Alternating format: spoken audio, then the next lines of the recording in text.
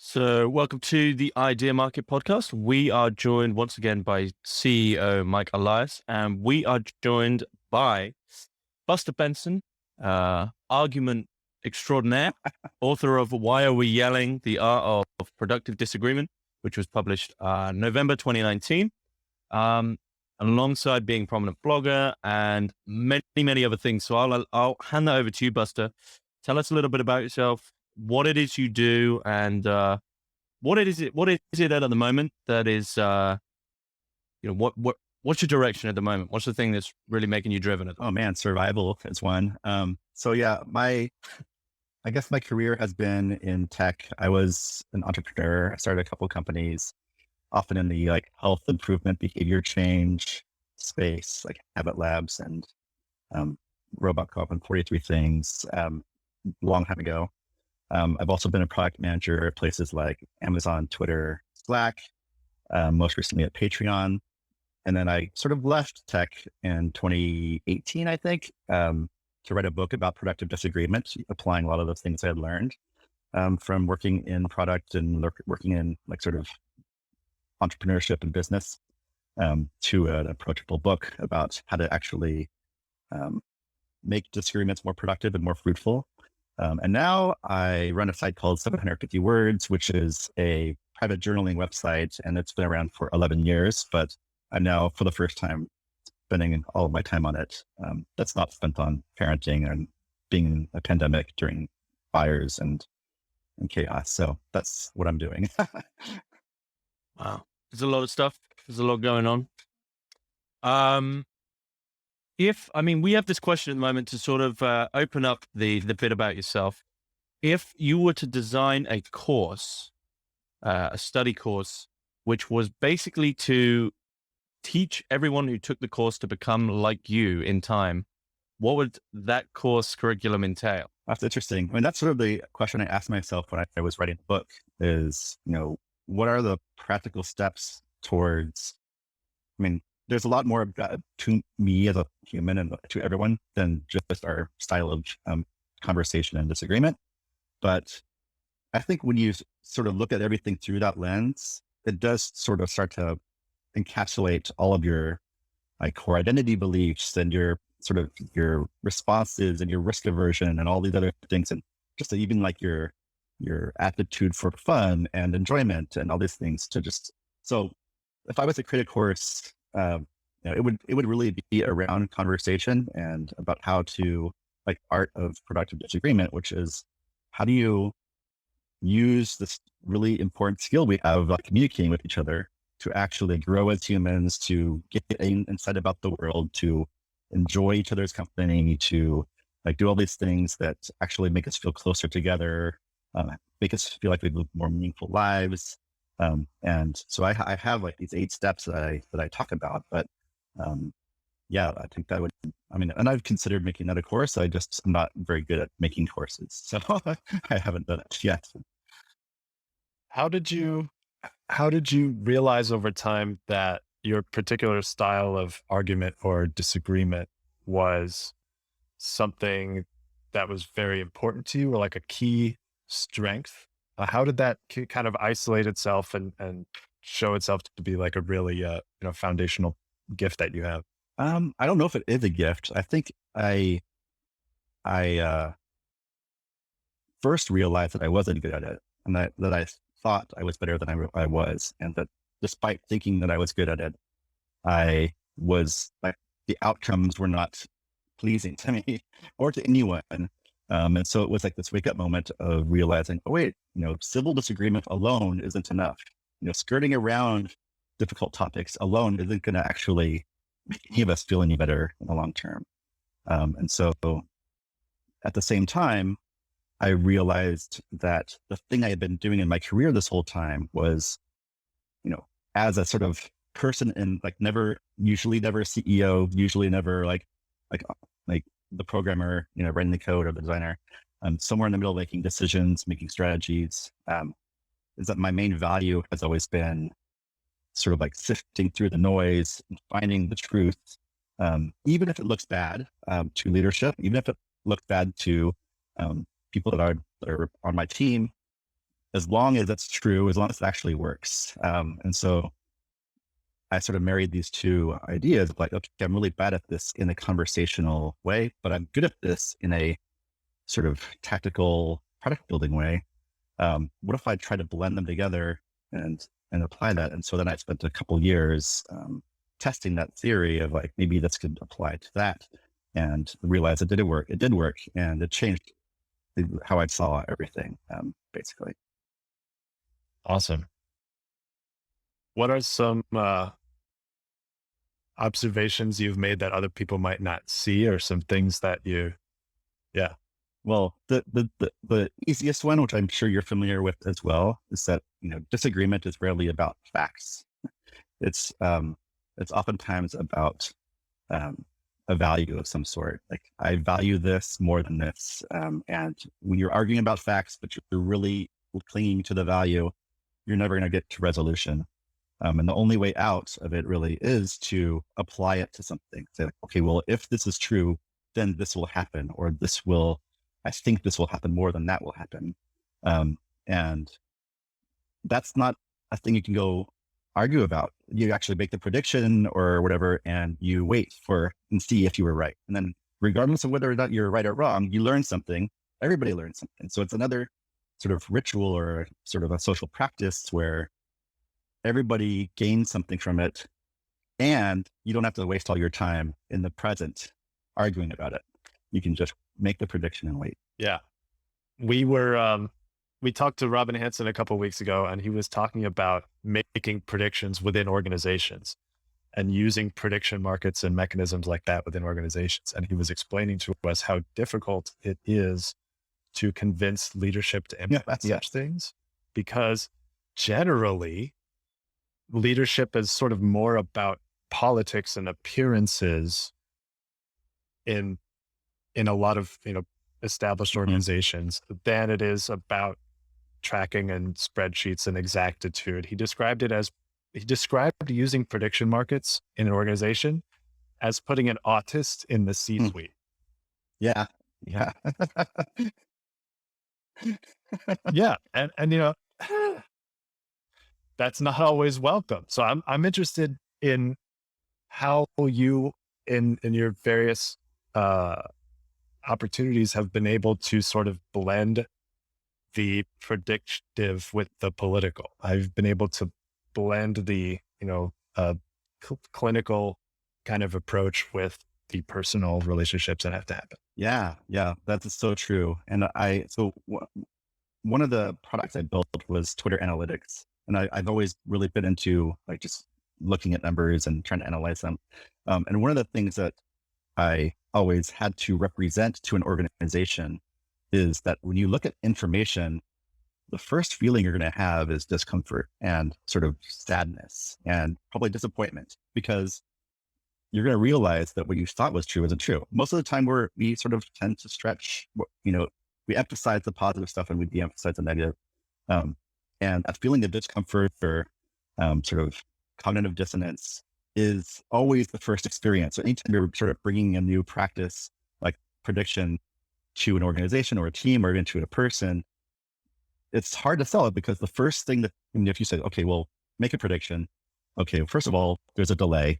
It's not instant gratification. Second of all, they're probably going to be wrong, and that's going to be sad. And then they're going to be like, oh wait, I'm in an organization where if I don't have 100% job security, and I don't want to be the first fool to step out there and make a fool of myself when people are already trying to like sort of politic around me and edge me out of my position. So I think the key that I've sort of led with often is to really emphasize this discomfort and how like cognitive dissonance is the product of a lot of these practices, and to sort of glorify that as like, this is what learning feels like. This is what it means to actually have a feedback loop, is to feel sad when you were wrong. And that's good. It's that, that tension between you and reality that, it feels a little bit like burning, but it's actually really healthy. And if you can get people really hooked on that, then, depending on who it is, like some leaders and CEOs or, people will you're like, oh yeah, I want to be the guy that is really okay with being uncomfortable, because that's sort of that is a good identity to have. And, then that can maybe like set the fire that helps people sort of adopt it. But it has to be somebody that really has to put their neck out there. Sometimes it would be me, and I'm fine being wrong. I like being wrong at this point. But yeah, it has to be somebody that has enough clout in the organization to really like set the example and let people start to emulate that. That's awesome. I love the approach that you're talking about with respect to fully embracing the pain of this and making it public and part of the frame and even glorifying it. It sort of reminds me of the Four Noble Truths. Like the first one is life is suffering. Like first get this down. This is going to suck, folks. And like the more readily and voluntarily we can accept that, the less true it is in a certain way. Like I just really enjoy that, in institutions that approach things. I'm trying to think, how can we be uncomfortable? What can we do next? That's where all the good stuff is hidden. It's usually the more averse you are to being wrong, the more sort of gems of information there are hiding underneath that could be surface. Like they're closer to the surface because they're more strongly resisted.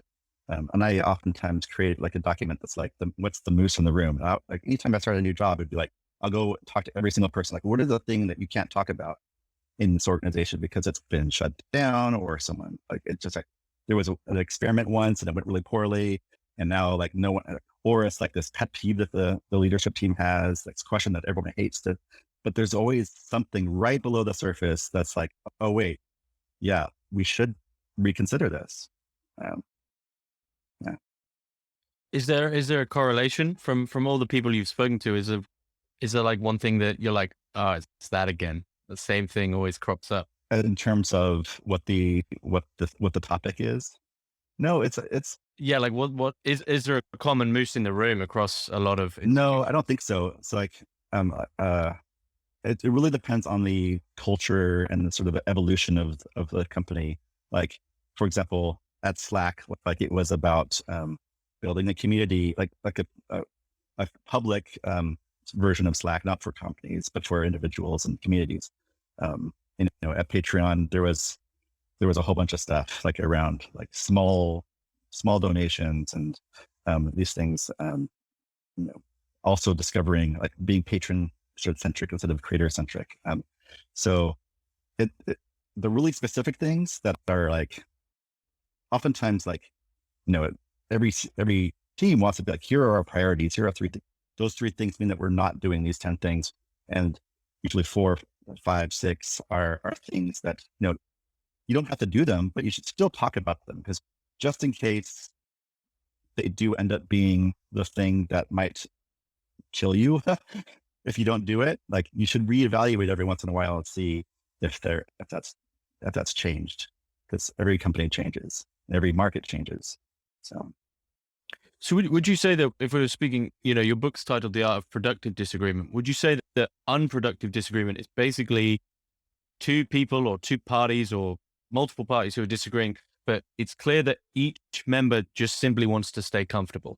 No one wants to address. Yes. Although they could have a terrible time and it's still come away feeling like most disagreements that go poorly, like I sort of define them as they lack the certain fruit of disagreement. They lack insight. You don't learn anything about the person's position that helps you relate to why they have it. You don't enjoy that time. Like you don't feel closer to that person. Like it's these things that like, those are the fruits. And without those fruit, it's unproductive.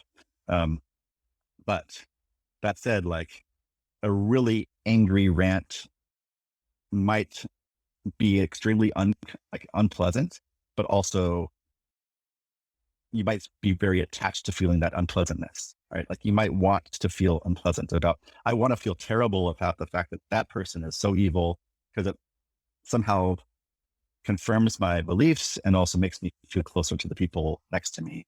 But yeah, so it's not just about the pleasantness, feeling the enjoyment of it, but it's about, did anything positive come out of it? No, but it's unproductive. Yeah. I have so much to reflect on here. And I have a friend on Twitter, Brute de Force, has a tweet. He says that truth seeking is pain seeking. And that seems to apply in a lot of different directions and contexts. And in unproductive disagreements where there's nothing that is useful that comes out of it, there's no understanding of the other person, there's no insight that comes out of it. I wonder if what those conversations are doing is pursuing the pleasure of victory, pursuing the pleasure of dominance, that it's not actually pain seeking, it's pleasure seeking. It's the pleasure of coherence, belief coherence and identity coherence and belonging to my group. Yeah.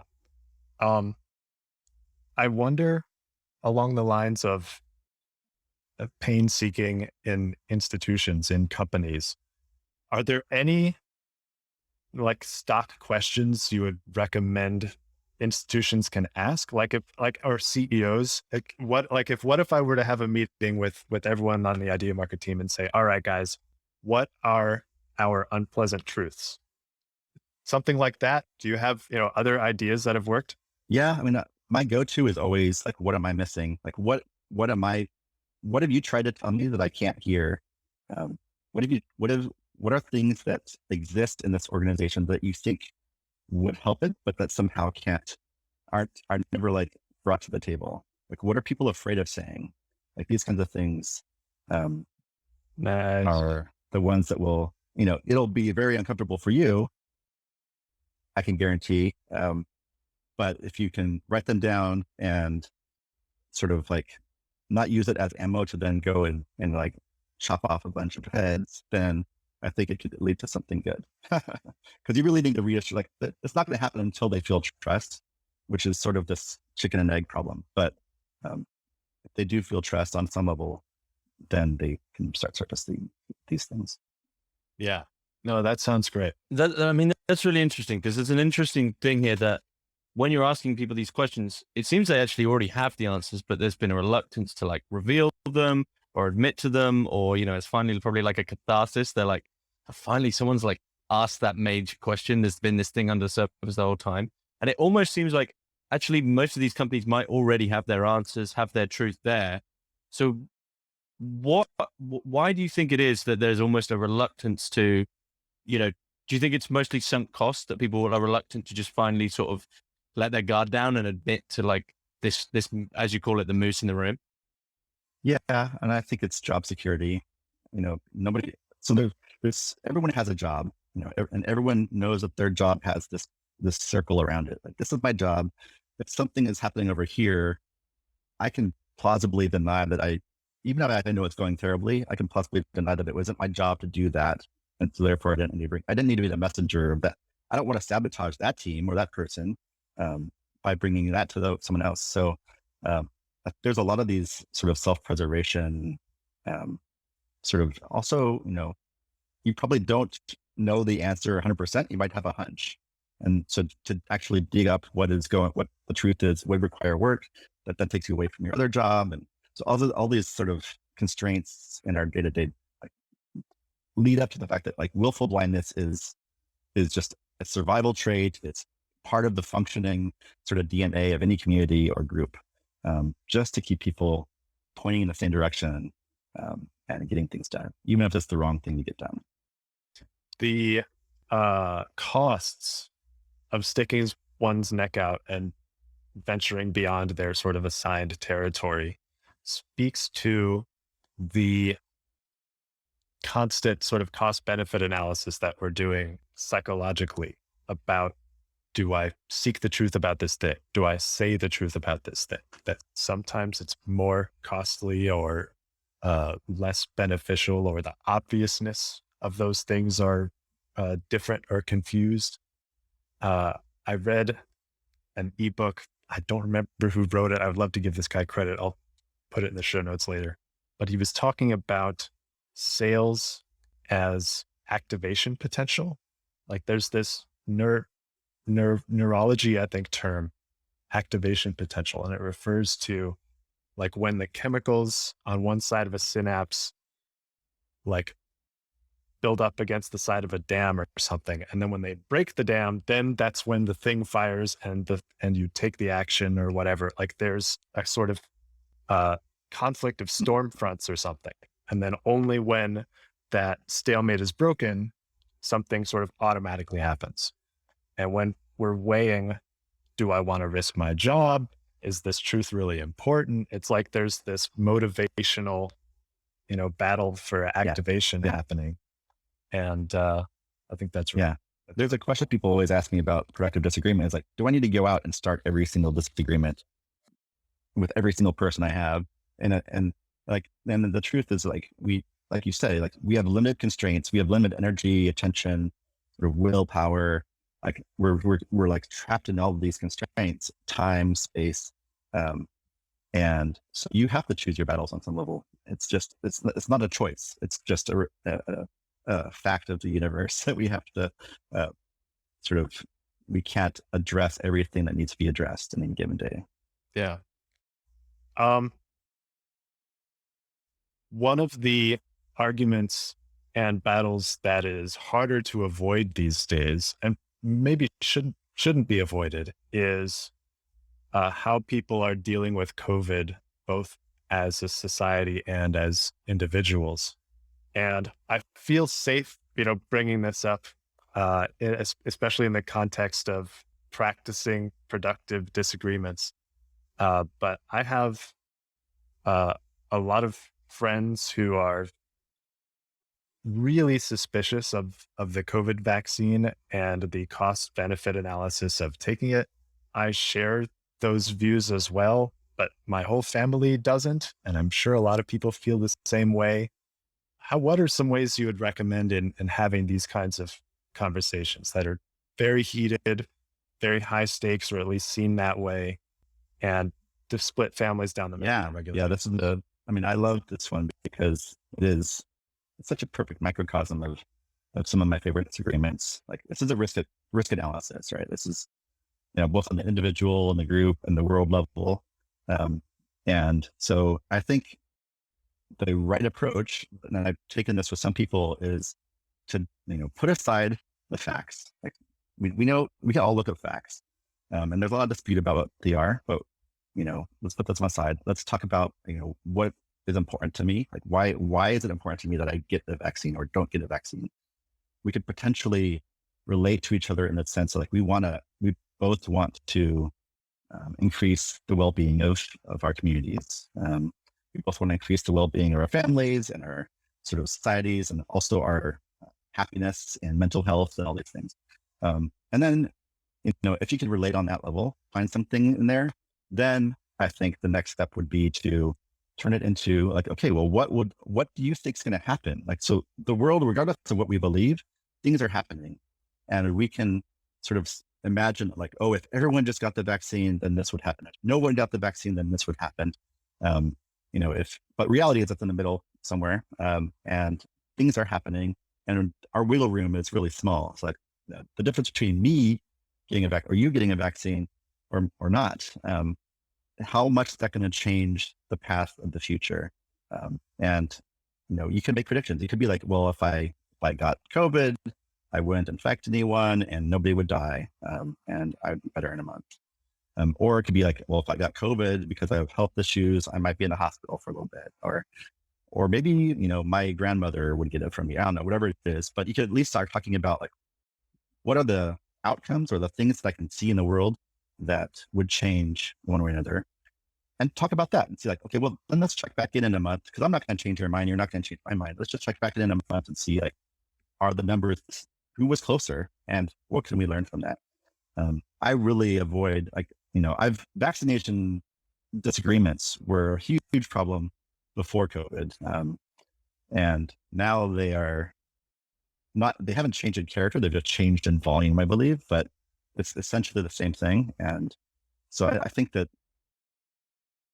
if we put aside the fact like, okay, let's assume that we're not going to change each other. Let's find what can we learn from each other? How can we see whether or not one of us is able to anticipate the future more productively? and maybe learn from each other that way. I like that. So I want to summarize and make sure I'm hearing what I think I'm hearing. So if there are 3 layers to what you're saying here, they would be start with values, start with what we both, each and both in common value, what we're trying to do, what we think is important, where our heart is, establish some common ground, hopefully, and then talk about what we predict would happen in conditional type statements. If we do this, then I'd expect we'd see that. Talk about the risk analysis of those things and what might be really worth it for me or you, depending on what we just said about our values. And then establish that there's no rush to solve this in this conversation, that we're both,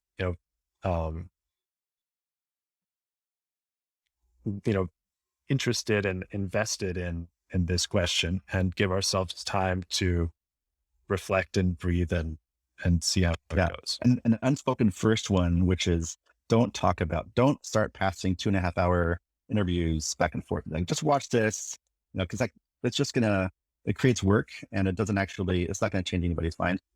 So don't do that, but start with the heart stuff, like the values and beliefs, and then go to the predictions, and then reiterate that, it's really about our relationship, and we're going to be our friends in a month. So let's check back in a month and see where we are. It's a lot less grief than the alternatives. And I would say that there's no downside to the strategy, because either way we're going to come around with a different change of mind. And we avoid the pushing each other away from each other and then becoming more entrenched in our own position. Yeah. I'm fascinated with the absence of the role of facts here. And I agree with your reasoning. I see the value here. It's very interesting that that's so different from what public discourse in a mainstream sense is emphasizing. Right. And that's why it's so unproductive, I think. I mean, we think that facts are the thing that will resolve this. When facts are never as easy to identify, especially when we come from if we don't trust the same sources for truth, there is no fact. There are no common facts. So there's nothing there. And we end up becoming now we got anxiety about the other. There's this group of people that believe in a false God, and, now they're a threat, and I have to start feeling that way. Yeah. Yeah. I could not agree more about trust being the protocol layer of facts. If you don't have that, then facts are conjectures. You really need to have something else before you can have that. And we have to start treating trust as the more foundational unit of public knowledge, or what's happening now will just keep happening. Yeah. It is backwards. It's not how we think rationally, but it's definitely how we think emotionally and intuitively. And I always say, if you are at a table, and you can, one of my sort of workshop kind of ideas is often to anytime you're at a table and you can sort of feel tense, take a temperature check of the goodwill in the room. Who in this room would you buy lunch for? Who in this room would you drive to the airport? Who in this room would you help move? Who in this room would you give a hug if they were crying? If you don't have those feelings for them, then there isn't going to be a productive disagreement. The entire focus should be on establishing that goodwill first. And that's hard to do, because that's why it's an art. That's why it's not a science. It's I have to build a relationship with you before I can actually, in my head, when I have a disagreement with someone, I have to get to the point where they ask me for my opinion, and they want to know it. Because until then, there's no point in me saying it. I mean, it's interesting that you called it an art and not a science. I mean, what do you make of I'm thinking predominantly of How to Win Friends and Influence People by Dale Carnegie, one of the early examples of books relating to obviously winning friends and influencing people. But I would argue that he approaches it more as a science, just do these steps. Say people's first names over and over again on all these sort of almost robotic steps. In what sense can you begin to describe what an art is in relation to disagreement? Yeah. So I just make a distinguish between what I call persuasion and disagreement and sort of conversation. Because I think Dale Carnegie and these books and most books about disagreement are about persuasion. Like, how do I convince people that I'm right? How do I sell something to this person? How do I get them to concede to my belief or my stance? And that's a science. That's a military science, right? That's like, how do you get people to, realize like that you're better than them? That's not what I'm talking about. I'm talking about the art, which is building the communities, building the trust, building the relationships. And many times they're even at odds, even though they get confused with each other quite often. So I think it's an art in the sense like there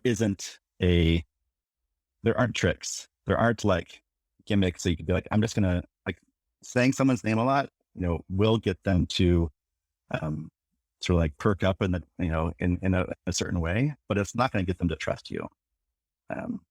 In fact, at this point, it might get them to distrust you because they're like, oh, you're one of those people that's going to try to persuade me. It's exactly my reaction. Have you had any arguments lately that have proceeded in a surprising way that maybe like what if some sparks been? Yeah. Yeah, I've had plenty. I have a lot. There are a lot. I don't know if we've talked about COVID too much, but I am in communities that are both on the extreme, skeptical side and the extreme, like adamant side. And then a lot of people are in the extreme exhausted side with everything. And I have this bad habit of arguing with people in those communities or disagreeing with people in these communities when really that's not always. So I have to always like check myself, like, does this community want disagreement? And oftentimes the answer is no. And if that's the case, then I have to sort of step back a little bit and be like, okay, well, that's interesting, but I don't need to participate in that and just like rallying each other up. So usually most of my energy goes into, I guess, calibrating myself to understand, like, how can I shift this from just a ranting place to a curious place? And that first task is 90% of the work almost all the time. And so it doesn't matter what the topic is. It could be like, because like usually it's far away from that. Usually it's like someone drops an article. It's like, here's a 2.5 hour video about this, doctor saying, here's why ivermectin or it's like being maligned or whatever. And everyone's like, yeah. No one wants to be like, okay, I watched that whole thing. First of all, it takes a long time. And I have these questions. Can you help me understand them? And then on the other hand, there could be like someone drops a link that's like 9% of doctors and nurses aren't vaccinated. Like they know the most. So like, what's their secret? What do they know that we don't know? And people are like, gosh, why can't they just fire those doctors and nurses? And like, well, so there's all these kind of questions that like would be used there too to like sort of like, well, we should talk to them and figure this out and not just assume that they're evil people that need to be fired. So that's, I think it's surprising to me how hard that is always, because it's always, even amongst groups of people that are fairly comfortable with discomfort and aware of disagreement as a productive thing, we always have blind spots and we always have certain positions that we entrenched in and don't see how entrenched we are. One of the things I like to ask friends is, what do you know you can't be irrational about? Mm-hmm. Do they know? Do they answer? A lot of people answer, yeah. I think I've tweeted that out a couple times. For me, it's Israel, Palestine. I'm Jewish. That's a good one. Yeah. My parents, my grandparents survived the Holocaust, and I don't know anything about the Israel-Palestine conflict at all. But I just, if it comes down to anything, I'm waving the Israel flag just by default and not thinking about it at all. Yeah. That's a good one. That's a really good one. I mean, that's one where I also came in. I don't have any history that even connects me to it. And so I'm oftentimes like fairly naive, and then that's why I try to catch up. There's just so much history, so much, it's so gray and murky, and I'm like, well, this is hard. This could be my whole life to like to think about this. So I do like to talk to people about that, because that's one where I could actually learn a lot. Same with like, Afghanistan right now, and like there's just, it's clear just by like peeling apart off the surface a little bit, like there's a whole can of worms in there. And to think that I know the answers, or that I have the solution to something like that off the bat by reading a news headline, like it's funny. It's funny that we can do that. I'd love to get your take on some predictions. Like when you're talking about peeling layers, I expect that when you've done that a lot, you've found kernels that might not be obvious, or that might have implications that don't get talked about very much. So I'd love to hear what you think is coming, not only in like a futurist predictive sense, but what kinds of knowledge are you long on in a market sense? What would you bet will become important Yeah. to the public? I mean, I see this current world as like entrenched in a rolling, wicked problem of apocalypses. Like there's, and as it becomes more and more entangled with each thing, like there's no one topic that is isolated from the other. They're all sort of intertwined. They all have like these connections. And is there one that you're particularly a specialist in, or feel equipped to address, like a particular pressure point that you might push? I'm an expert in nothing. I mean, of course, right. Okay. So just starting from that basic assumption, like ignoring, the sheer ridiculousness of it. Yeah. Just, I'm interested in those unique perspectives. I think there's I have a meta prediction, which is that we have to stop looking for heroes, and like stop trying to address problems with, a big hammer. Like we can't just bomb the climate change problem. We can't just like, murder, racism. Like it's just like, these are problems that like, no matter what you do, the problem works, like it's gonna like Borg itself around it. So we have to shift from even looking for solutions like that. And so I guess the prediction that I'm long on, like as far as information goes, is that like, I have this low confidence, slightly high, can like, what with like, I guess, feeling prediction that fiction has to change. Like the way that we tell stories, like right now, like we're as far down like the hero's journey, Marvel story, like we just are eating that up because it's so clean and crisp and just works. And we have to let go of that. And we have to start telling stories that are much, where it's not clear who the good guy and the bad guy are, where it's not like no one can leap off the roof and stab the White Knight and like the what are they called now? I forgot, the Game of Thrones guy. And then all the zombies die and everyone's back to normal. Like it's always like, okay, kill one zombie. What about the rest? There's gotta be so many more. And I think it starts with like our expectations from conversations and from reading the news are emotionally centered around how we tell stories. And if we can start telling stories where, it sort of weaves in that discomfort of no perfect solution, then we will start to understand our problems better, and be able to actually stick with them long enough to solve them, and to focus less on like, okay, we'll just go bomb them as the solution to everything. But I don't know, that's not quite probably what you're expecting, but that was the first thing that came to mind. No, but I do like it. I do like it. And there are aspects of that I could not agree more with, like the very Hydra-like nature of most of the problems and the resolute unwillingness to stop chopping heads. Like we're just, this is the only way to destroy a thing is with sheer offense. Like America's best strategists can't all really think that. And yet somehow that's what we keep doing. So 100% on that. I think it's very interesting that you talk about fiction as like this cultural, frame creator for how we solve problems, things like that. And I actually think, something kind of reverse to what you were saying. I'd love to hash this out a little bit. It was my dad actually who pointed out in, maybe 10 or 15 years ago that a lot of TV and pop culture was becoming about more gray area type main characters. I think he was referring at the time to The Sopranos. Like Tony Soprano is this awful guy who kills people and does all kinds of awful things.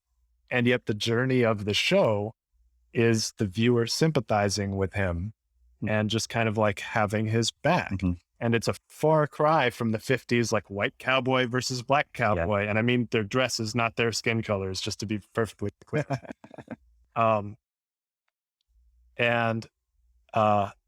Yeah, I think there is something.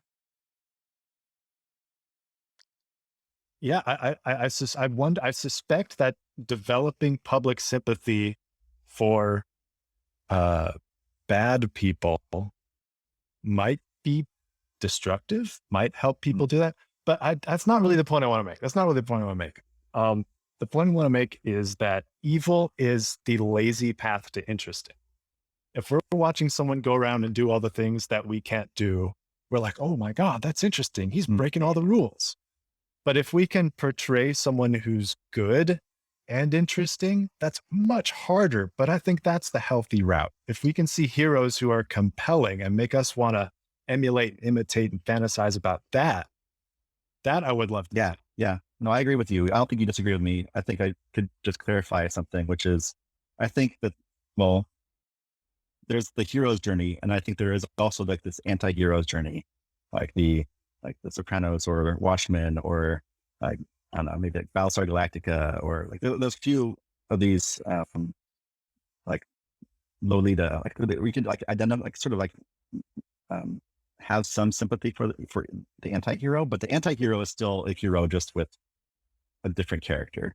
And I think that the real dichotomy that I think that's a healthy. I mean, I think there is some value there. So maybe we disagree about that a little bit, but I think there's another like dimension of difference, which is identifying with the individual and the individual solution over like that's a perfect fix to a problem versus the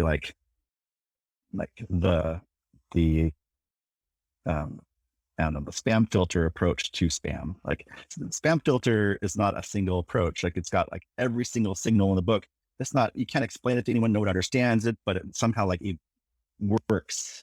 And we need to think of solutions like that, which are like, let's fix this problem across 1,000 fronts and have a lot of patience and assume that, a third of those are going to backfire and make the problem worse. A third of them are going to do nothing. And a third of them are going to like make it better. But our ability to add more and more of these solutions over long-term will slowly increase the percentage of chance of fixing it. And so it's a terrible narrative structure. And I think that's part of why, and my prediction is that like, we will start to crack this because I think there is a need for this more complicated narrative structure to exist if we're going to survive. And I think that, we will at least give it I think there's a chance that we will find it. So I don't know. I think television is, especially like on these Netflix and HBO series, like they are starting to, even Marvel is starting to dip its toes into what if there isn't a solution to this problem? What if there's a multiverse? What if there's, you could snap your fingers and have I don't know if you watched the latest Doctor Strange series, was the Loki series, where like the god of that series, I don't know, I'm not going to spoil it, but like sort of gives them like you can have all your fate solution problems solved, but it was like a fake solution because it would be like sending them to a part of the multiverse that they didn't belong to. And they didn't take it. When in reality, that's what we always take. And every single story is what we always take that path. And I don't know. I think there's an awareness. I think it is bubbling up. And I don't know. I hope it works. I hope there's something there. But I do agree with you that like just glorifying evil as like the Donald Trump character, it was like, oh yeah, he's the anti-hero and therefore he'll save us. That's not going to work. Yeah, we should not confuse anti-hero with common man, or we'll make the common man into anti-heroes. I think that would be a bad. Yeah, that is happening too. I was just going to add in here, Mike, on what you were saying about how, like the villains always doing the interesting stuff. And it's usually the hero that we're like, oh, okay, cool, they win, like whatever. One of the frustrations I have with a lot of modern media, and I mean, maybe you guys will disagree, but almost always I'm annoyed the villain didn't win because the villains are always the most competent. Like their plan is always, they're extremely logical, they're extremely competent. And I think the annoyance from modern media is there is a huge amount of luck on the part of the good person. Like something happens and they're like, they just about make it. Whereas I think there's a frustration there, whereas in real life, it's like, we can't really rely on that. The villains, evil is winning in a sense here in terms of, in relation to global warming, in relation to a lot of global catastrophes. Evil is just extremely competent. And I'm not sure modern media does the best of sort of giving you the perception that villains just like suddenly fail. Like villains have the best people behind them. Like, and that is my annoyance with a lot of modern media is like, no, they would have won. Like, come on, this is ridiculous. Yeah. No, I agree. Sorry, that's just a digression. And it's not digression. It's this exact same thing. It's like, give every villain like everything but an Achilles heel. If you just tap him on that heel, he's dead. So it doesn't matter how great, like you can make him as competent and powerful as possible as long as like his an Achilles heel. Like give it that's the God of the machine that I hate in narratives, like where they add that and it's just like it's over. I guess you could say in real life, the Death Star doesn't have that one point that if you shoot it, like in real life, they'd have been like, that one point that if you shoot it, it all blows up. Let's like fully focus everything on making sure that never happens, right? They wouldn't build it like that in real life. No, nothing has that. Nothing has that in real life. I wonder if in real life, the Death Star would have like a memo that if it gets leaked would bring them down. It's like an informational hazard rather than a physical one.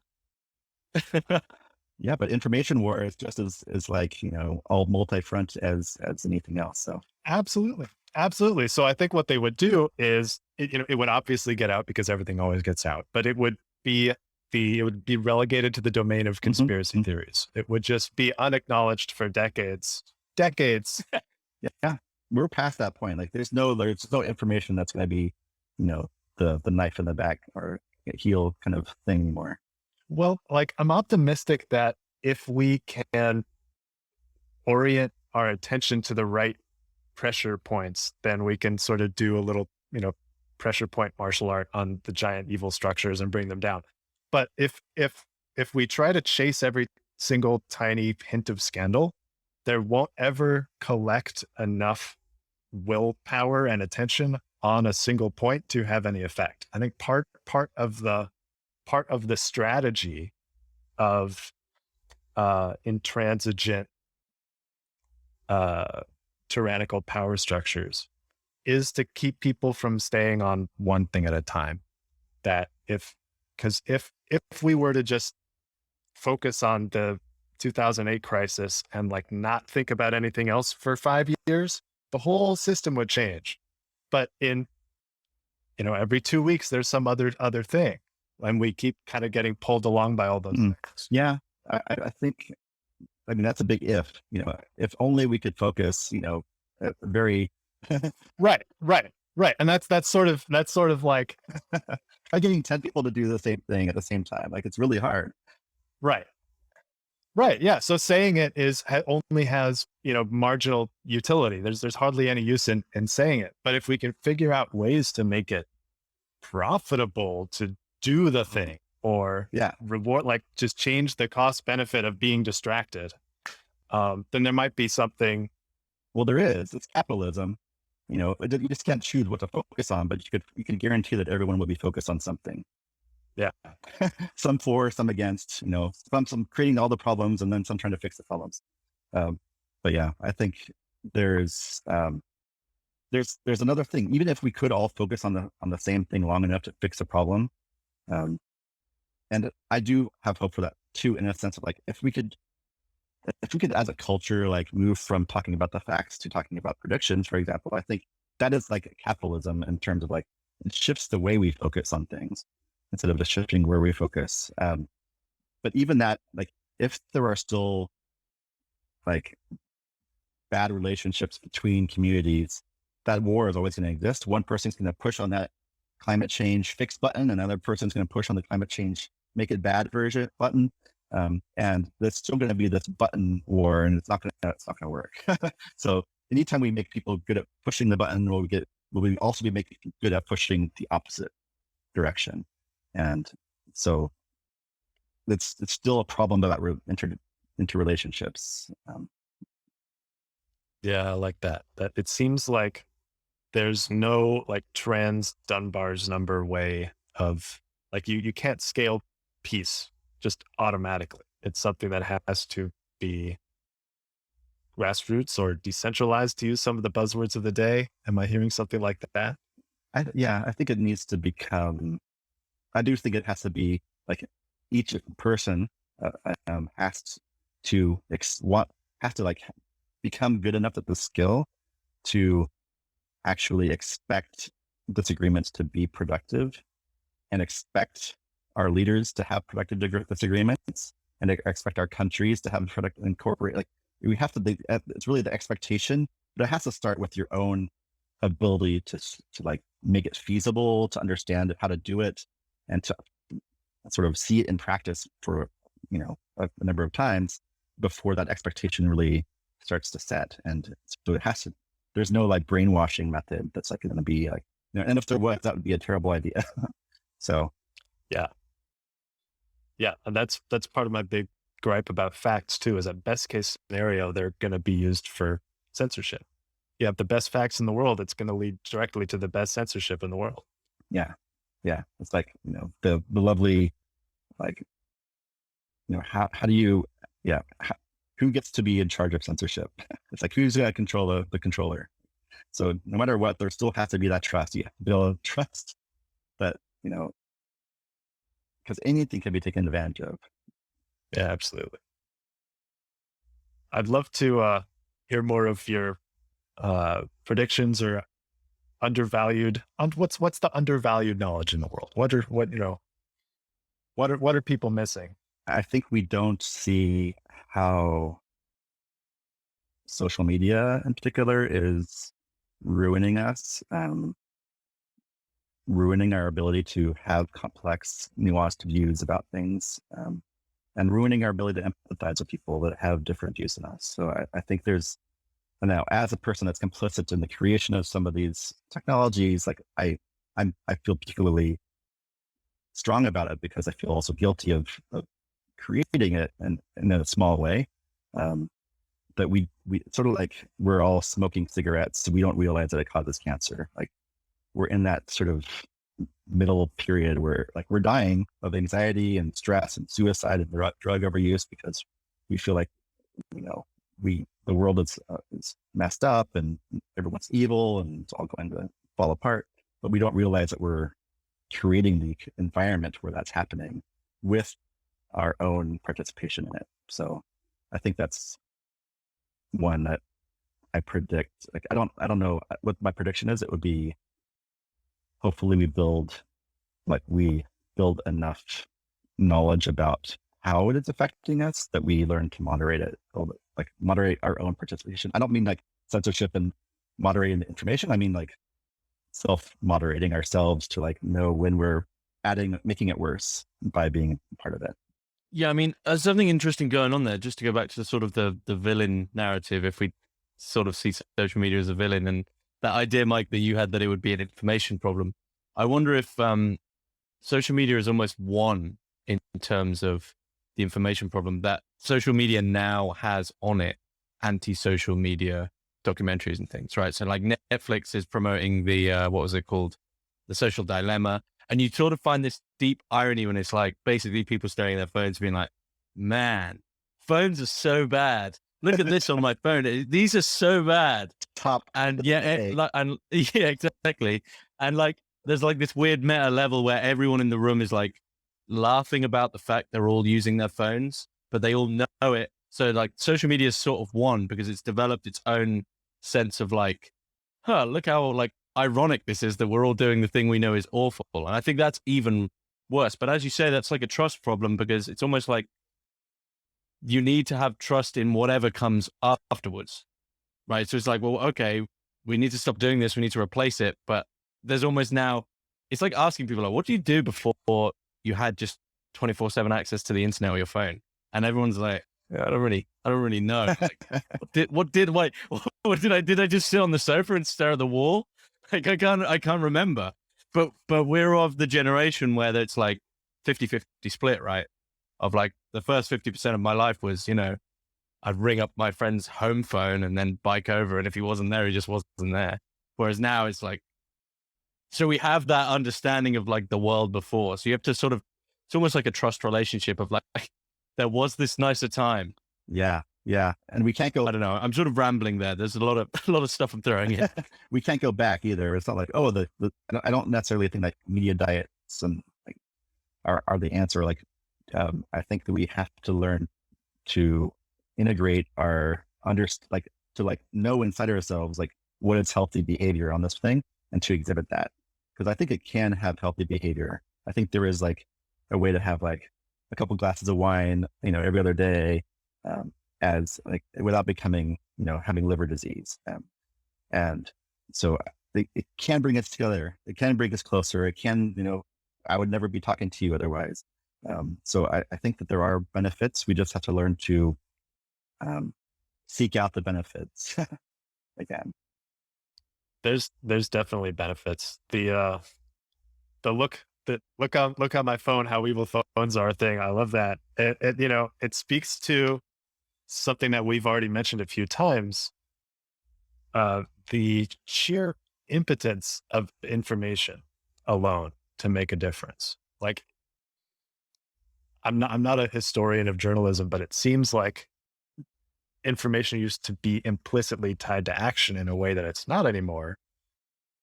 And we're not really adjusting to that, or it's socially acceptable. So like, it doesn't matter so much.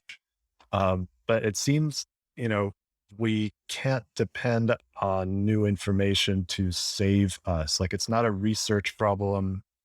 It's there's some kind of emotional development that has to take place. I don't think it can take place. I don't think this is a new thing either. I think this is always the way our brains are wired. Like our beliefs and our patterns are networks of connections. They're not, and changing one connection isn't going to change the network, and it'll just find another way around it. So like I oftentimes think about my beliefs and my routines as like a giant pile of rocks, and like I can have a conversation with you and we can together move one rock over there. I still have this giant pile of rocks, just like now it's a little bit more spread out. It takes repeated conversations, repeated interactions in a relationship where we might both be carrying rocks together one at a time over the period of years for it to actually change the shape of this pile. And we think that this, you know, again, we think that our beliefs have an Achilles heel. We could just like chop off that one piece of information and now it's way over there. But no, it's a hydra. Like we have to sort of lull in all of the heads over here and get it to move instead of just. Yes. How to lull people toward health is kind of the challenge. And ourselves. Yeah. Excuse, I didn't mean to imply anything else. There are a couple trends along these lines that I do like, and I wonder if you see them similarly. One is a lot of internet communities are forming either naturally or as businesses, where people are having regular conversations like salons like Interintellect, or Discord servers like Maximus Tribe, where like-minded people who find each other on the internet, who use the internet for that wonderful thing, then sort of take those relationships to the next level and create shared interest communities and bring back the sort of emotional content to online life. Yeah, I think it's a good reaction because it's taking the problem and like sort of reversing it. So we're going back to small groups, which is great, but it doesn't fix the problem because like every community, if you've ever, I think you've probably built many communities. Every community starts off perfect and it's like, okay, and then it gets older, and then some of the sort of norms become sort of anti-norms, and then some bad characters come in and you have to ban them, and like we're just repeating the same thing. And I think that's like the game A, sort of like how they coined it, like sort of fallacy. It's like, oh, we can solve this big community problem with a small community, and then we'll grow that community to be big, but then it will have the big community problems.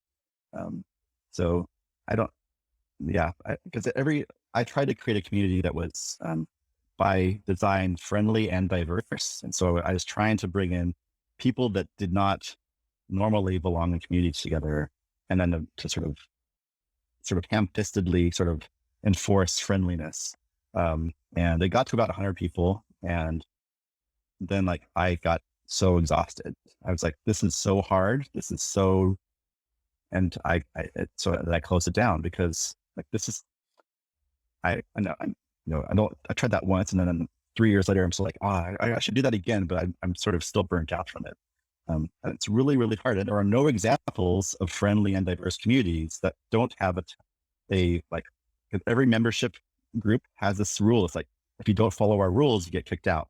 And any community that has that rule is going to run into the same problems that we run into around like moderating abuse and making people feel left out, and like a power structure, and then eventually like the power has to protect itself, and then so I don't know. I guess I'm less optimistic than you. And I'm sure I'm less informed than you, having not run a community like that, which is exactly what I'm describing. And that's interesting that you tried to maximize diversity with friendliness. It seems like the perfect, fertile ground to play with arguments and productive disagreements. Mm-hmm. And it also reminds me of your take on fiction, that these problems are sort of non-resolvable any sort of ultimate way. There's almost a fruit-like cycle to it.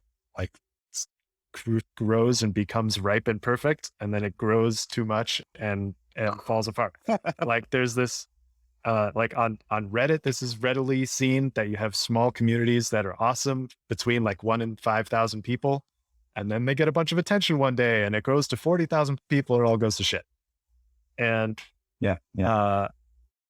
the whatever kind of fiction that can make that satisfying and peaceful, I definitely see how that could contribute to people's sense of how stories are supposed to go. Yeah.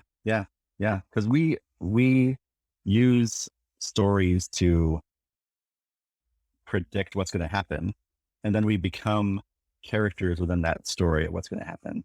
And when that pattern is sort of self-destructive, it's going to be self-fulfilling. And until we have a story that we can imagine it going otherwise, like I really love, Star Trek, I guess, for this sort of super optimistic storyline, and like some solar punk sort of writers are trying to do this now too, and using sort of gritty, futuristic, but optimistic, not utopian, but not dystopian, sort of blended, mixed, murky, complicated things to sort of build up a tolerance for that murkiness so that we can let it stretch out and grow without turning into an authoritarian sort of hellhole that, has to be burned down. So I don't know. It all is intertwined in my head, but I don't know. I don't see very many examples of what I'm looking for yet. I'm still trying to imagine it. I just like reflecting on it. It just feels nice to imagine a story or like a mythic structure that kind of lets itself wind on and doesn't, collapse in catastrophe or explode in the kind of victory that's not sustainable in real life. I just find it a relaxing notion. So I'm just going to like pause on that for a bit. And just to throw this in, like capitalism is a story that has done this. Like like when I think of ideologies that sort of expanded the group size beyond where it could be before, doing things just for money, where you don't have to worry about like if it was right or if it was wrong or if it was good or bad or approved or unapproved, allowed a lot of this to happen. And so we need a story structure that beats the hero's journey and beats capitalism in a certain sense, like, because they're so resilient. I don't know if you've read How to Do Nothing by Jenny Odell, but it's such a good book. And she wrote this, and she published it, and it did really well. It's like Barack Obama's book of the week or something. And I heard her like a couple months after all the success had happened to her. She's like, I've become sort of captured by the system. Like my book is selling really well now, and now people are hiring me to talk about it, and I'm not doing what I was talking about anymore. And it's just so perfect, like that capitalism, because it's like no matter what your message is, it can be turned into a book, and you can become known for that thing, and you can make money from it, and then you're sort of been like vaccinated. You've been, the T cell or whatever has come in and it's neutralized you as a threat to it. So it's so interesting to think about. I mean, this is like the sort of the age old question with capitalism, though, which I sort of love, which, Bill Hicks takes this up and Deleuze and Guattari take this up, right? Which is like capitalism loves production so much that anti-production becomes production. So it's like, yeah, man, we hate capitalism. Capitalism's like, that'd make a good t-shirt. Like, let's pump that out.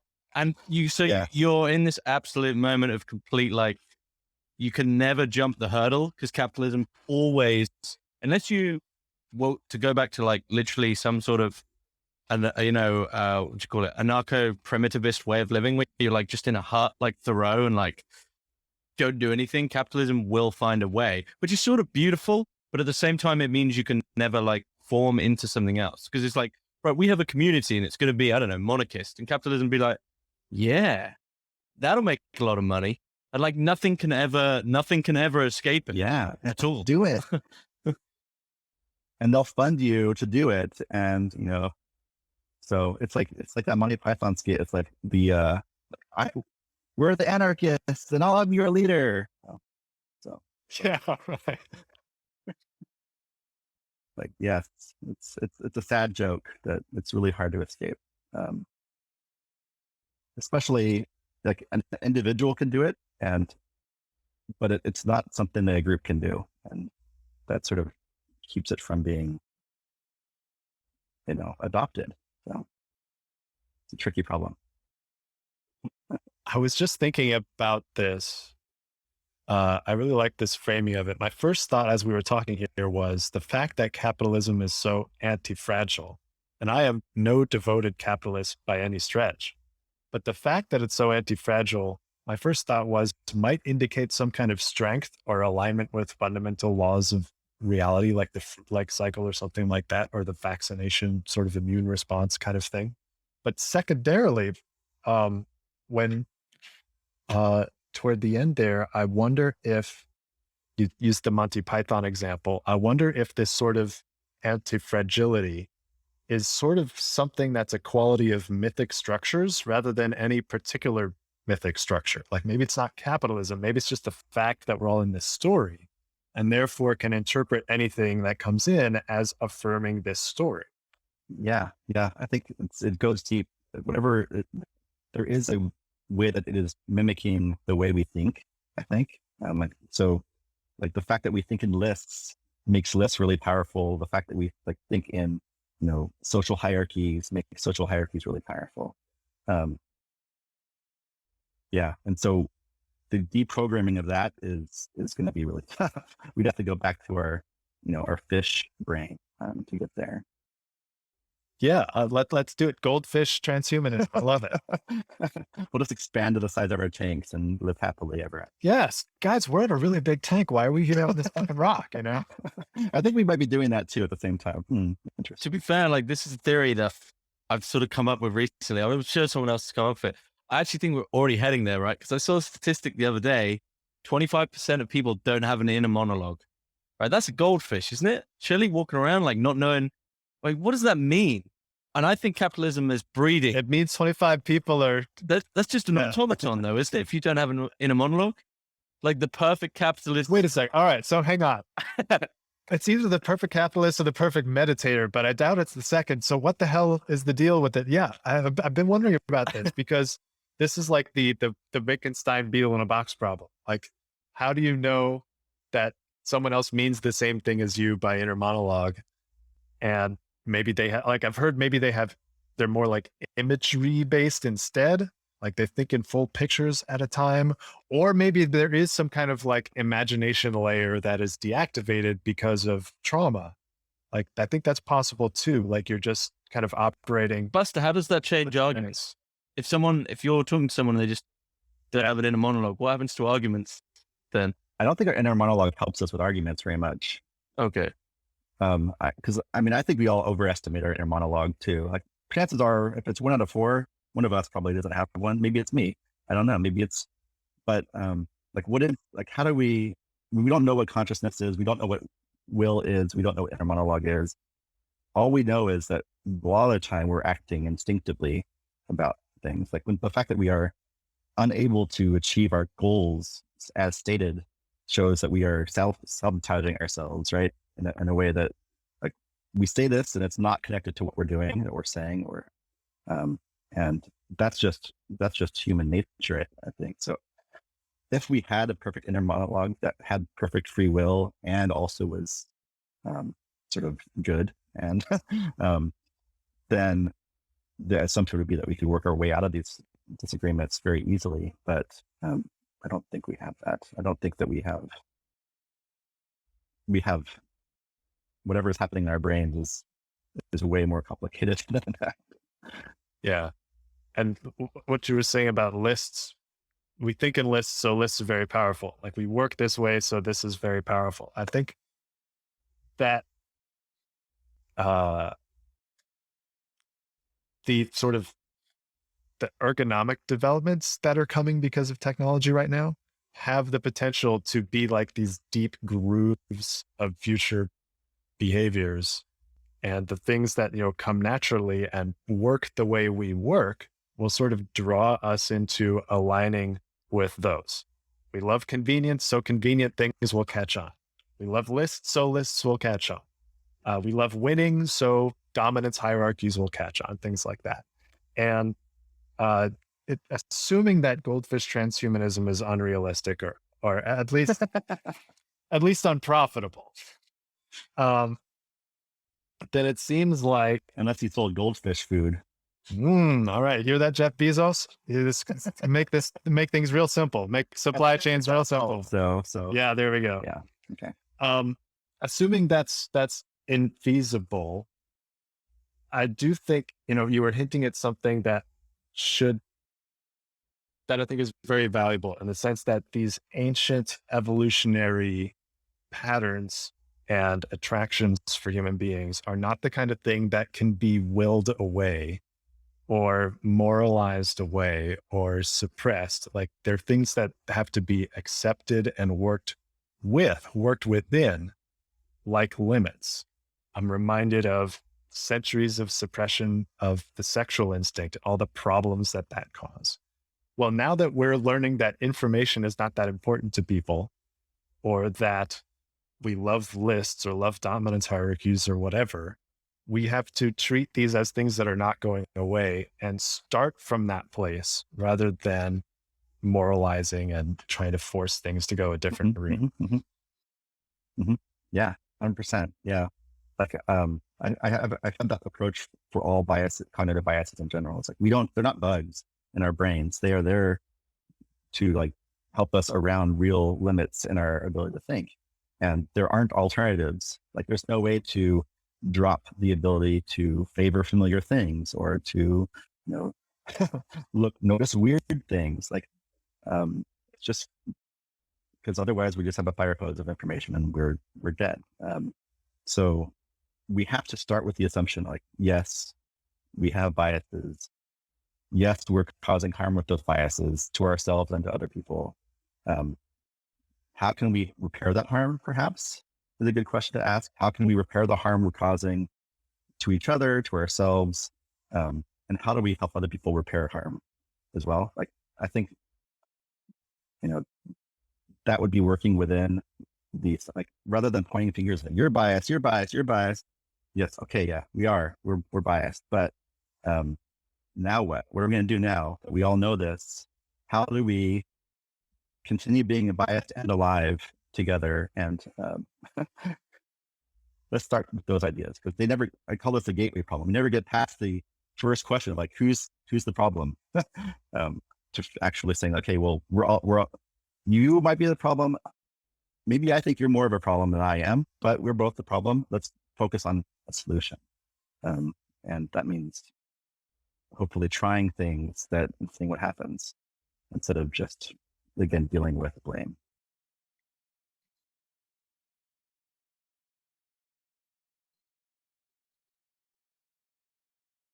Did I rumble us off a cliff?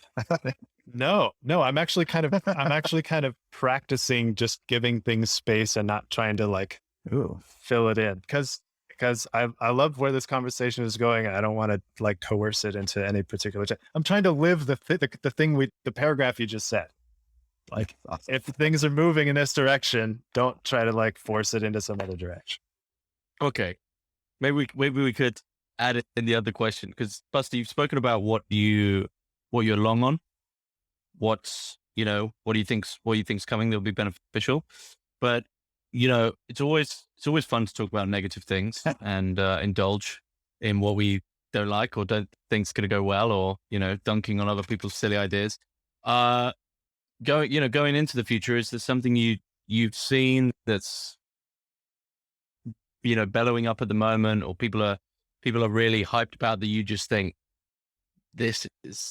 I am sure on this, I would bet for this to just plummet?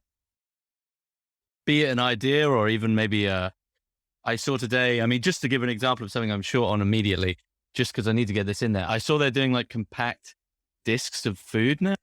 What? I don't know. I'll have to send. Where do you put it? That film Soiling? I threw away my CD player a long time ago. Yeah, I definitely don't have one. It's like, I can't remember what they're called. It's called Squared. And it's like literally a little square, like see the film Soylent Green. Just you take your daily chicken square and you're done.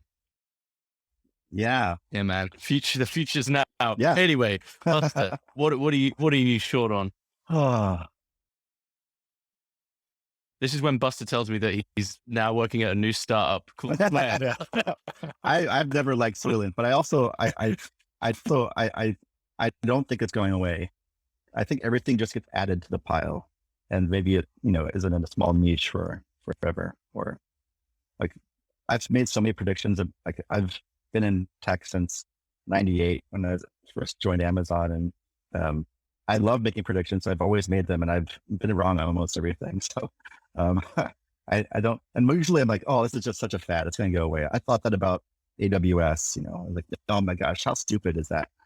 But yeah. And then things that I loved, like Cosmo, which I don't think you might not know, but it was basically like Postmates back in 2000, and it was so great, and it died. I'm like, oh man, that was just too good to exist. And then it came back 10 years later. So everything comes back, I think, in some form. Like Google Glass, went away, but I'm sure it's coming back.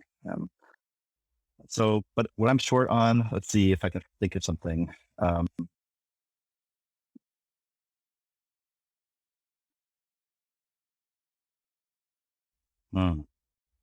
There's things that I wish would go away, but I don't think they will. Yeah, you can tell there's something there. I mean, I was not a fan of, I know this is, sort of relevant to your business. Like I didn't think cryptocurrency was going to last. I thought it was stupid. I bought one Bitcoin at like $300 and was like, that's my insurance against it just like going away. But we're really now bullish on like sort of all the NFTs and DAOs and things like that are, I don't know how it's going to work. It looks like it's sort of like a train wobbling on the tracks that might but like some of the train cars might fall off, but then like new ones will get added. I don't know what's going to happen. I don't think it's going to go away.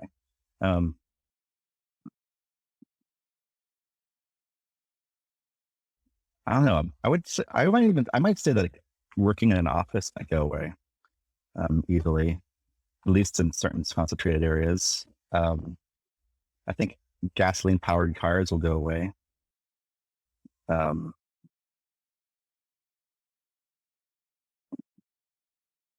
think schools and I do have a long bet about universities going away. That's a good one. I made that 11 years ago and it was a 20-year bet. So I only have 9 years to go, but they're last dying breaths, I think. Don't tell any professors that professors don't like hearing that, but I think that there are way better ways to learn. Why do you think that is? It's just not the best way to learn. I mean, it's not even close to it. Like most schools, I think that there's two problems. One of them is that schools aren't for learning, they're for filtering out non-compliant behaviors from people so they become good employees. So some of them will need to continue doing that. And maybe that's what schools will become. But in terms of like learning, I'm not like, there's no obstacle to learning in the world anymore. So why pay so much money for it? Yeah. It's just like there's social structures that sort of certificate, value, but as soon as some of those things get replaced, I think they'll just. Do you think that one of maybe the overlooked problems with that is that we'll even in a market-like function, you'll suddenly be able to view the subjects and topics and themes which are basically being upheld by a artificial stimulus, right? So people who like the things which people are naturally interested in, want to learn about, those people will be employed. You might suddenly see 1,000 adverts for, I don't know, like, I really want to teach you ancient Norse languages. And you're like, yeah, man, but there's no market for that. And I'm not dunking on ancient Norse languages. I'm just saying, I wonder how much. There's a small market and most people will be stoked to find it. But what I'm saying is I wonder if all of a sudden, perhaps something which is predominantly pushed maybe by governments within universities, it would suddenly, the floor would fall out of it. And a lot of people would be without a job because the actual interest isn't there. Yeah. I mean, I think that's the problem though, too, is that, the loss of jobs causes a new problem that currently, like if anything was going to kill it, it would be the pandemic. But I think you just saw universities just tighten their grips on the purse strings of their students, and they don't want to let go. So I think that's a real, I think even, I don't know, there's a lot of, I could rant on that one for sure. But I'm also, I don't want to be offensive to people that do have those jobs. Like it's not that I think that they're wasting their time. I just think that I predict that I value them as people. I hope they figure out a way, but and it's not under my control, so I'm not really actually hurting them. But no, as someone who's sort of runs my own philosophy podcasting and see this sort of stuff happening, and we spoke to Justin Murphy, who's sort of helping academics sort of transition from the academy to just teaching by themselves, teaching online courses. I'm sort of with you. You don't want to be mean to them, but it's almost like a deep sympathy of like their whole career so far has been all about teaching in a very rigorous, tight academic setting. And you're not given any of the skills of like actually viewing what you've learned as a skill, which you can sell, where, as opposed to this is just the skill just for universities. And you're never taught to think like, maybe people just want to talk about, philosophy or whatever it might be. But there is going to be I think a short, sharp shot when it's, it's over, and you're suddenly left with a lot of people who, I don't know. I think the sad thing would be that many of them perhaps just give up that career and just do something else because they don't actually know that it's marketable. Mm-hmm, mm-hmm. And the market though might be smaller. Like it's not going to be 1-to-1. It'll be sort of like maybe moving from print to digital, like where the amount of money is a lot less, the number of people required is a lot less. But I don't know. I was an English major, so I knew coming out of college that I was already disposable, that I had nothing going for me. And so I had to repurpose my skills to other, to startup world. And that worked fine. I think the humanities are really good at that. Like there's a lot of humanities stuff that is really general and makes you able to learn and adapt quickly to the changing world, which is helpful. And then there's like the trade skills and like sort of more deeper sciences, and those are good, so there's a lot of but it's a shift, and it's gonna hurt people, and it's probably gonna hurt people that are like less able to help themselves more. And so it's sort of like this new power imbalance that, like similar with global warming, like the poor people are going to be hurt the worst. And, the people that have enough money to address it don't care because they won't be hurt. So chaos, damage that will need to be repaired. But it's just a prediction. So I don't know. I just wish, I don't know. I think that it'll be interesting to watch it unfold. And it has been interesting to watch it unfold. And it always happens a lot slower than I think it will. So it'll probably be not 20 years, but 50 years. The declining emphasis on the kinds of credentials that typically come from universities, especially in areas where they're not needed for regulatory reasons, like law licenses, medical licenses, things like that. I'm kind of excited to see how that might benefit younger people, because if the economy and employability and wealth generation, all that stuff has less to do with credentials and more to do with accomplishments, and the internet affords a playground to gather up some accomplishments, then we don't have to wait for people to become 22 and have bachelor's degrees to start contributing to the world. I'm really excited to see what that ends up looking like. Mm-hmm. Yeah, me too. And it will really work well for some fields and less well for other fields. I mean, I'm sure the doctors and nurses will be, hey, come to my house and I'll fix your kidneys. It's not going to fly as well, but. Well, I wonder if something like a concierge doctor will come back, and then maybe something like, you've heard of cloud kitchens, so like cloud surgery rooms. Like you have your concierge. Stuff like that. Yeah. Yeah, it's fun. It is fun to think about, but also terrifying, I'm sure, if you're in there. So yeah, I don't know. Would you bet against me for this production of colleges to go away? And let's give it another 20 years. I would. I mean, Go ahead. I was going to say, you said you got 9 years left on your bet. I think that's when we'll start to see the beginning of like the middle. I think we've already seen the beginning. We're seeing it online already for people who are a bit ahead of the curve. And we're certainly seeing a lot of humanities faculties, especially in the UK, government's cutting funding, or people just aren't interested anymore. It's taking a lot more to get people involved. Like younger people, because of the internet, are like, they already see, like, literally memes online about people being in tons of debt for no reason.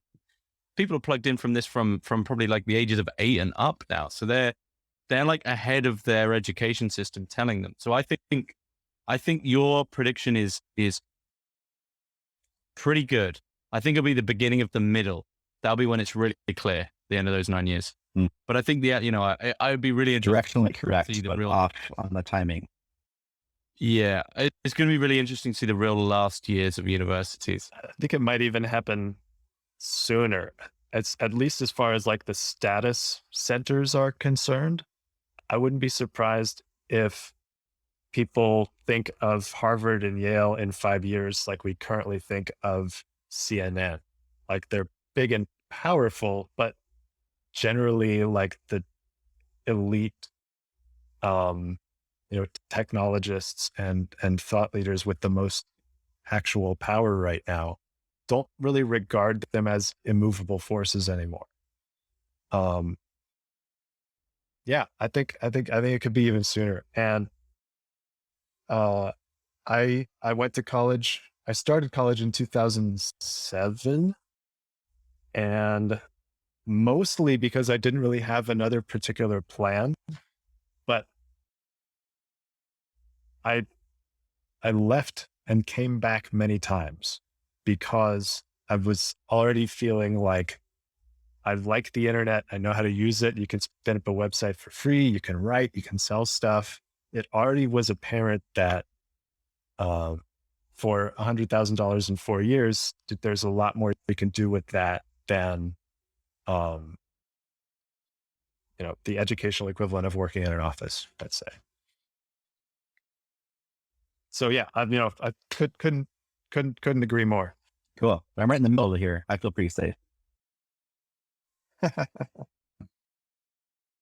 I'm fascinated, therefore, like one of the things I appreciate about the pandemic, which is a weird phrase, but how quickly online learning and meeting became sort of mainstream and acceptable. Like this was technologically, there was nothing preventing this from happening, but it created the cultural will to acknowledge these new kinds of operating. And I think the educational startup space is going to be really interesting in the next few years. I'm no longer like in school type things so much, but for younger people, I would love to see what they might have access to that's better than the typical school experience. Yeah. It became very apparent to me that like school is a convenience for parents as a parent of 2 kids who were no longer in school for a year and a half. Like it was brutal, and parenting and working is impossible. Like I don't know how anyone worked for that year and a half. And I don't think people did. So yeah, there's that too. It's like there's a couple side benefits, like the fact that your kids are gone out of the house so you can work. It's like the fact that employers want to have simpler hiring processes. And so having a credential does simplify that. And so big names do count for more. And they also signal that like, hey, if you can show up to school every day for 18 years, you could probably show up for a job as well. So I think those 3 things are going to like put the brakes on this exodus. But yeah, it definitely, I do love that remote work has become more possible because it just, I didn't actually have a job during this pandemic, or a job where I had to be on Zoom all day.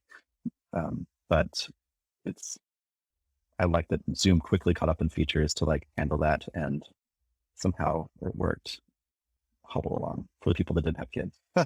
So a lot of caveats. If school is so much a convenience for parents, which is a sentiment that is not difficult to justify, I don't think. To what extent is work a convenience for governments? Like people kind of, it's kind of a very similar pattern and schedule. How might that evolve? Do you feel something similar about that? I definitely subscribe to I don't believe in work ethic as a virtue. I'm not like, as long as you're working, you're a good person. Like, I don't believe that. I think people can work for harm as well as good. And I feel like I spent many years of my career causing more harm than good. So it would have been better just to not have worked, other than, being paid for it. So I have to, in my cynical mind, I think, life has been reduced to paying taxes to the government. Like that's the main output of our lives. It's like generating tax money and generating the future taxpayers. And that's self-propagating. That's a cynical view of life that, hopefully we can see that there's more to it than that. But that is a default mode that many of us exist within. And it's sort of terrifying, but I feel like, that doesn't necessarily mean that there's a better option, but it just means that hopefully we can look for better options. Yeah. And I want to catch up a little bit. The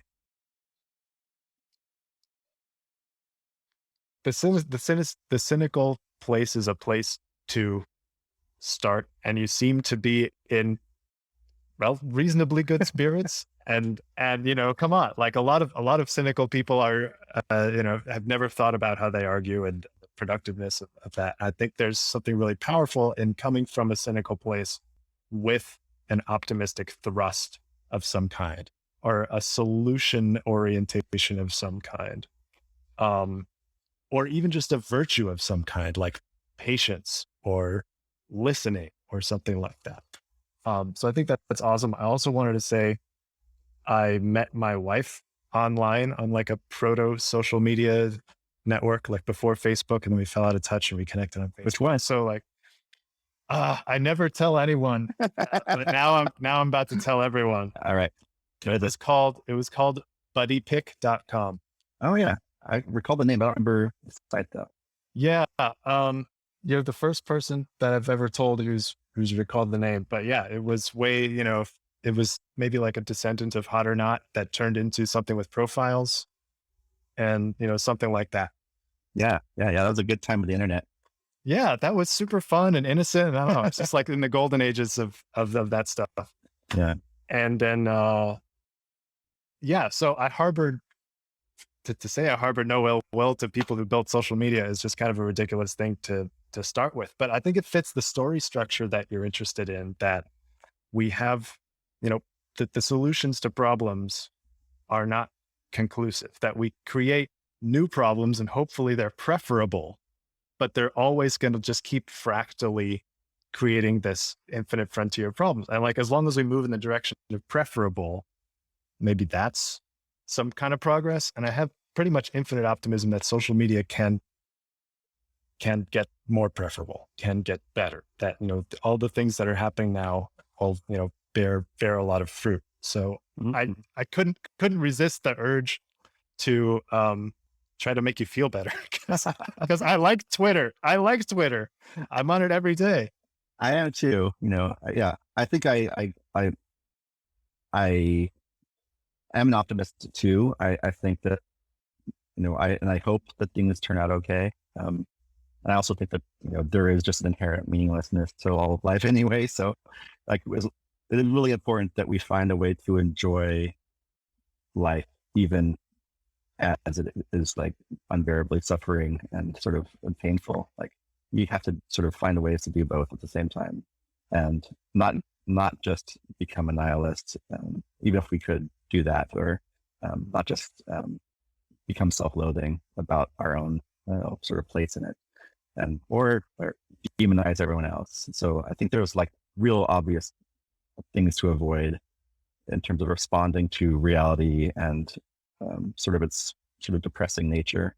But yeah, I don't think that they're mutually exclusive to being also caring about people, trying to repair harm that has been caused, appreciating nuance, appreciating beauty, enjoying company, sort of anticipating exciting things in the future, enjoying food and drink and, sun and walks. And like, so there's so much to enjoy. And sometimes they are the ones that fit narratives the least well. They're the boring, simple pleasures of life that end up becoming the most meaningful ones. I'm oftentimes, I'm obsessed with death, and I have this 100-year map of my life, and I map every week and sort of predict my death date and think a lot about my deathbed and what I'm going to regret. So it's a tool for letting go of that, like, because like I think in the early parts of our lives, we're given this, like, the goal is out there, you can achieve it, you'll have it at some point. And at some point you're like, oh shit, there's not enough time. And I don't think I'm going to do that. What can I enjoy in the meantime while I'm still here? And it helps to reframe it in that way. Like, I don't need to solve every problem. I would like my contribution to be positive, even if it doesn't solve any problems. Like even if I'm just a grain of sand that never gets to the action threshold, or no, I'm mixing metaphors like crazy here, but like it doesn't break the camel's back or start the landslide, but it's a grain of sand. It's something that was there, was present, it happened, and I enjoyed it. And that's sort of how I can maintain sort of enough mental health to actually care about people and to want to spend time with them and raise children and meet new people and be on podcasts and stuff. Yeah. Well, whatever you're doing, I think is working, because I really appreciate what you contribute to conversations, both personal and, in discourse in general. I think arguing is an important part of life right now. And I'd like to ask what else you've learned from your process of thinking about your death and anticipating things like that. Yeah, I'm an atheist, and so I think I'm going to die and it's all over. But at the same time, my goal, like I have two goals in life. One of them is to ride a bike around the block on my 100th birthday, and it's like basically being healthy enough to ride a bike around the block, like having quality of life long enough, and that changes a lot of the ways about how I behave in my day to day. And then the other one is to be at peace with becoming dirt and to sort of see how being dirt ain't so bad and how dirt is really alive. And like, we're part of this, like, sort of draws me out into the world, not just my family and my community and humanity and the earth, but like just the universe in terms of like, we're all particles and we're doing this weird thing. And I don't get woo-woo about it, but it's like, there is something, like the dirt is doing stuff, like everything is doing stuff, and it's sort of beautiful. So if I can, there are moments in my life when I can get there, and other times where I'm just still terrified. So, yeah, when I was a kid, and I'm rambling, you can stop me anytime, but when I was a kid, I would stay awake every night and just like contemplate death and be like, I'm going to die for real, not just like in a story, not just in, as an idea, but as a reality. And then no matter how much I think about this, I'm trapped in this sort of mortality. And it gave me this vertigo feeling of like panic attack almost every night. And it sucked. It's like the most disturbing thought. It's like peeling away these onion layers. Like, okay, I protected myself from this thought all day long, for years. And sometimes then I can get to the middle of it and it sucks. But that like panic attack, when it wears off, it creates this really powerful like appreciation for life and really powerful gratitude for the time that I am alive. And it helps me prioritize things where like, the things that I might be annoyed with, or that I might think of as drudgery, like I can find ways to appreciate them right now. And like that seems so precious, to a kid, and even now, to like find ways to motivate. It's like this endless source of motivation to appreciate life, to connect with people, to hold everyone close together, to bring them in. And it doesn't ever run out, because the other half of the coin is also so starkly powerful in a different way. So I think that's what's helped me. It makes me sort of a morbid person to talk to sometimes. So like every year celebrate my anniversary of my predicted death. It's sort of weird, but it also, I think it does power this post-cynical, nihilistic perspective of I don't know how to reduce it to something that doesn't sound super cheesy, but like just appreciation for life. Yeah, 100%. I bring on the cheese. And I went skydiving once and jumped out of the plane, and it just felt like lying on a bed made of air. You just wind everywhere, and you can't really, you're so high up, it doesn't feel like you're moving, and you see the ground far away. It's like not even a concern. It's just way there. That's future problem, you problem. Yeah. Yeah, exactly. And then, later when we pulled the chute, I'm sitting in a chair in the sky, as Louis C.K. put it. And then I was just kind of looking down, and for a second, I comprehended that that is the ground and I am this far from it, and was terrified for like a second, and then like, whoop, just kind of, zoned back out of it. Mhm. And it's interesting that, we can have our eyes open and not like get the gravity of something. And it sounds like you were plugged into the gravity of mortality from a really early age. And I've been dealing with it like in a real way, in a way that it's probably pretty uncommon, probably not incredibly typical. I think, and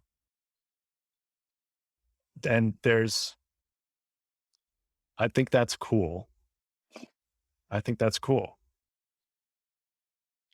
And the point you made about priorities, I think is really pertinent as well. Like we talked about how there's such a difference sometimes between what institutions or people or whatever say their goal is and what they end up doing, or the effect that they end up having. And what that's recently indicated to me is like some kind of perverse priorities, that the stated priority is not the actual priority, and that what we prioritize has this harmonizing effect on everything beneath it. Like there has to be, just by nature, there has to be a top priority. Everyone has a top priority, whether they like acknowledge it or not. And whatever it really is determines the structure of everything else and your relationship to everything else. It has like this sort of ordering effect. And when you talk about the way that death has been a focal feature of prioritization, something, sort of immovable that everything else hangs on, and that brings everything else sort of into a new light, I think is really powerful. And it sounds like it's been very rewarding. It sounds like it's had, a lot of positive aspects, and the patience that you have and the chillness that you have to like enjoy the leaves blowing on the street in this world where you could be in VR Twitter with NFTs. And, I think is really cool. And lastly, when I met my wife, and all those years ago, I was an atheist at the time, and that changed. I did a complete 180 degree on that, and I've been thinking about writing a little ebook or article series or something on the atheist guide to God. And I would not be so arrogant as to say I'm going to try to change your mind or anything like that. Oh, go ahead, try. Well, then I would love to throw drafts at you and just play with this, because I think that would be a really exciting conversation. Awesome. Yeah, I love that whole. I mean, I did spend years of my life. I was raised atheist. I spent many years going into church and then exploring every single cult I could join that had a free onboarding plan. And so I'm obsessed with belief structures, and I maintain my own beliefs document in GitHub, and I know enough about belief to know that they're not written in our heads or in our souls. Like we come up with them as we talk about them. But there's no belief I have that I'm not willing to change for sure. That's one I would love to be, to continue to explore. So Awesome. it sounds like a fun thing to write too. Yeah, I'm drawn to it for that. I think it would be fun, and it'd be a fun thing to play with. And if there's anything more to say, I'd love to hear it. But in the meantime, I really want to thank you for coming on and having this fun conversation with us. I've had an awesome time. Yeah, this is great. And just really appreciate with some fun places. Like this is a good slice of many different topics. So I really enjoyed it as well. So thanks for reaching out. Absolutely. Great pleasure. Cool. Take care. Thank you. Thanks very much, Buster.